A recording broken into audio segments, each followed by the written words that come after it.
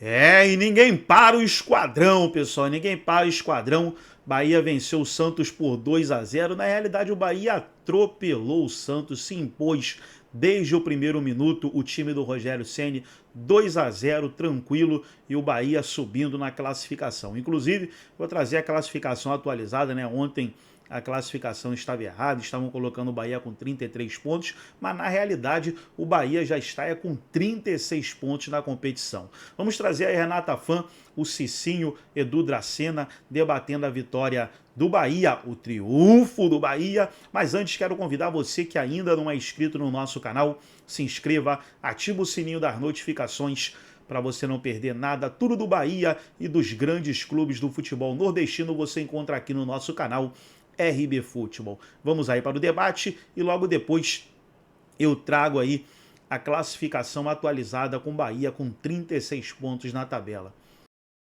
Ontem o Bahia fez a parte dele, mais firme do que nunca no G4. O tricolor agora vira a chave para a Copa do Brasil, onde enfrenta o Fluminense nesta quinta pelas quartas. Enquanto o Vojvoda já percebeu que vai ter trabalho com o Santos, que ainda pode terminar a rodada no 16º lugar do Brasileirão. Depois de uma semana que foi complicada e esses jogadores trabalharam muito bem durante a semana, eles tiveram a consciência, a concentração de não sair do jogo. Uma equipe que se aplicou, que se doou, que se entregou e buscou até os 48, 49 minutos um resultado, uma condição melhor. Hoje eu achei um time que não teve soberba em momento nenhum. Muito pelo contrário, realmente competiu durante todo o tempo, foi mais simples, atacou espaços, Lute entrou bem atacando espaço das costas do zagueiro, como a gente pede para ele, Thiago entrou bem também, dando velocidade. Eu acho que foi um jogo mais simplificado do que o normal.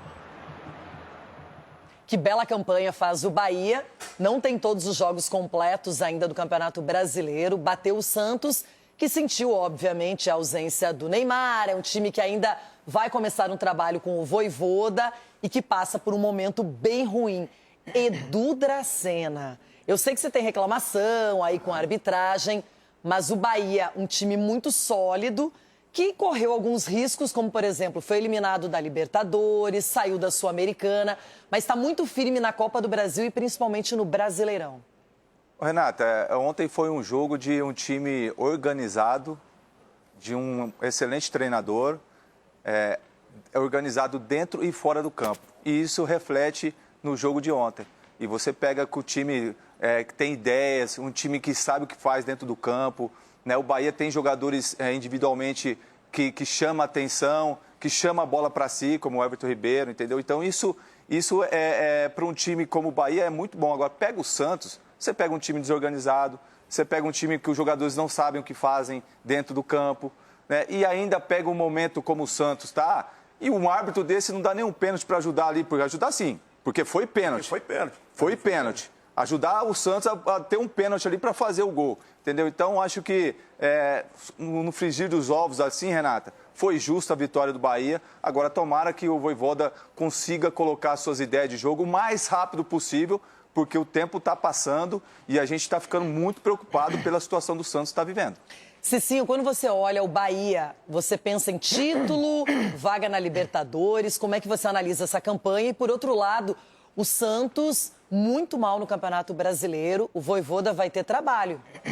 Vai ter muito trabalho, Renata, vai ter muito trabalho e eu vejo sim o Bahia, esse time a lutar por coisas grandes no Campeonato Brasileiro, né? Tá mantendo aí a regularidade, o Bahia é uma excelente equipe, muito bem treinada, né? Seus jogadores desempenhando bem aquilo que o Rogério pede, que é competitividade, concentração, e o Bahia tem demonstrado isso. E, por outra parte, encontrou um Santos totalmente desorganizado e assim como o Edu falou, né? Ok, o pênalti seria 2-1. É pouco para um time que quer sair da zona de rebaixamento, porque o Bahia venceria do mesmo jeito, seriam 3 pontos e o Santos não esboça uma reação. Então, assim, méritos total para o Bahia, que pegou um time inferior e fez prevalecer a superioridade. Ronaldo, você falou aqui também, junto com o Edu, que seria pênalti, não é? O Cabadeiro, ele vai cabecear a bola que pega no braço do Santi Mingo e nada foi marcado pela arbitragem. Então a gente reclama muito do critério, né? Porque o critério, na mesma semana, os mesmos lances, um sai um pênalti e o outro não sai pênalti. Então acho que alguma coisa tem que ser revista, pelo menos com o pessoal da federação e até o pessoal da arbitragem, né? Alguém tem que falar, porque parece que tá lá, o departamento em si da arbitragem parece que está largado. Olha lá, para mim é mão, está distante do corpo, todo mundo está vendo o que acontece. Que tem um detalhe, quando ele cabeceia também, o cara nem imagina que ele vai cabecear no braço, ele imagina que você vai cabecear... Se você cabeceia de frente pro gol, é para fazer o gol, não para cabecear no braço do adversário. Então eu não sei se a arbitragem considera... estendido, né? O braço estava estendido, mas assim, olha lá, ó.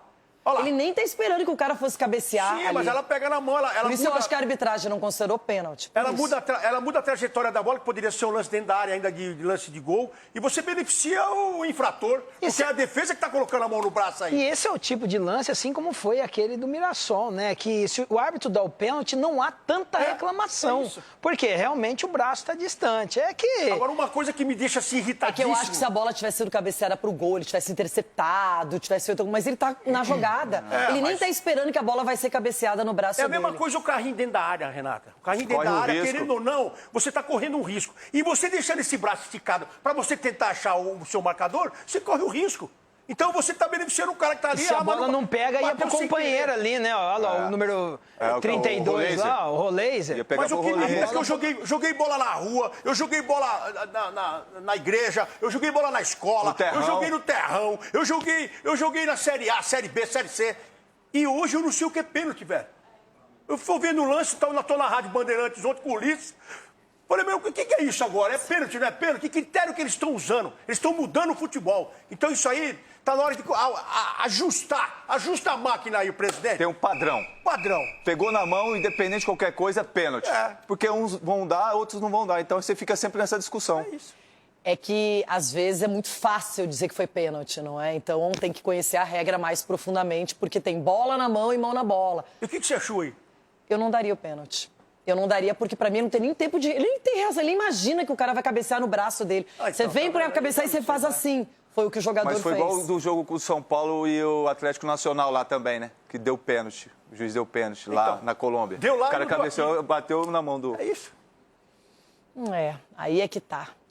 Aí arbitragens diferentes. O Santos é ruim. Falaram os professores Rogério Ceni e Matheus Bach. O Bahia foi Bahia, inclusive nas suas qualidades e defeitos, né?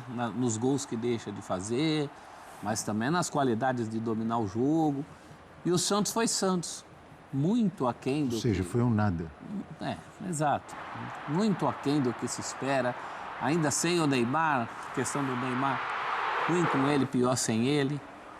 Então foram dois times muito, muito fiéis ao que tem sido nos últimos tempos. O Rogério levanta essa questão, né, de ser um trabalho em consolidação. Para o Bahia é importante, o Bahia e o Fluminense terão um dia a mais em relação aos jogos de Copa do Brasil. Eles só se enfrentam na quinta, né, Donk? O Fluminense, nessa perspectiva, um dia ainda mais que o Bahia, porque jogou no sábado. Então foi muito importante. O Bahia, eu falei do Botafogo, que consegue o bom resultado no Brasileiro e vai para o confronto com o Vasco. Botafogo e Bahia mostram que é difícil, mas não é impossível você dosar suas participações em Brasileiro e Copa do Brasil. E do Nordeste, né? Que está na final agora. E da Copa do Nordeste. A gente sabe que vale muito, né? Pois é. Os times nordestinos, a Copa do Nordeste. Calendário do Bahia, muito pesado esse ano, né, Mari? Sim. Não vamos esquecer que ele vinha lá desde da pré-Libertadores, com altitude na parada. Teve um pênalti aí, hein? Esse lance pelos padrões. É que não há padrão, né, Abel? Simplesmente não há padrão. Parou na metade, mas, né? mas pelos padrões 10 do bom lances senso. iguais a esse no Brasileirão, 9,9 são pênalti. Mas esse não foi. Pelos padrões do bom senso seria. Mas é um raro lance a se destacar de produtividade do Santos, né? O Santos produziu muito pouco, foi um resultado... O Rogério Ceni, ele falou ali na entrevista, professor, André, Mari, ele citou alguns jogadores, falou, o Nestor quando entra sabe o que faz, fulano quando entra, Beltrano quando entra sabe o que faz. Do outro lado, a impressão é que os jogadores do Santos não sabem o que fazer em campo e não sabem fazer, não sabem o que fazer e não sabem fazer. A execução é muito ruim mesmo. Acho que só o Roleiser que dá pra gente tirar um pouquinho dessa... As melhores chances foram com ele. Essa avaliação, Duas, exatamente. André. E o Santos, de fato, não dá pra falar que não contratou jogadores, né? Foram muitos jogadores que chegaram, mas a coisa não fluiu. E é impressionante como o time, assim, tá num ponto bem crítico. E agora a esperança toda em cima do Vojvoda para que possa se reerguer, mas os problemas são vários. Acho que você tem alguns setores com talento ali para conseguir construir uma campanha. Acho que o Santos até tem elenco para conseguir dar uma reação dentro do Campeonato Brasileiro. Mas o que tem apresentado dentro de campo e às vezes a inconsistência, né, durante as mesmas partes. Mesmo nos jogos que ganhou, por exemplo, Exato. Recentes contra Cruzeiro e Juventude, não foram você viu o Santos longe de tomar conta de um jogo, de dominar o adversário, de ser, não é? Mas nesses exemplos, para mim fica muito claro o fator Neymar, não só tecnicamente, mas para mim é o quanto que influencia nos jogadores, assim, na parte anímica da questão, sabe? E isso é uma pena, né? Porque a gente fala isso desde o começo do ano. Não pôde contar com ele em várias partidas de campeonato estadual, de campeonato brasileiro, depois do Mundial de Clubes tem uma sequência positiva, agora fica fora, tem esse edema na coxa. Mário, mesmo com o Neymar, o primeiro tempo eu acho que tecnicamente... primeiro tempo contra o Cruzeiro é assustador. Isso, eu acho que tecnicamente, ainda com o Neymar, o time tem essas partidas muito abaixo. Então a gente vai... Contra o Juventude, o Santos ganhou, exatamente, mas levou, assim, um sufoco para ganhar o jogo. Exatamente. Do Juventude, assim, com diversas chances de gol para o Juventude, com o Neymar.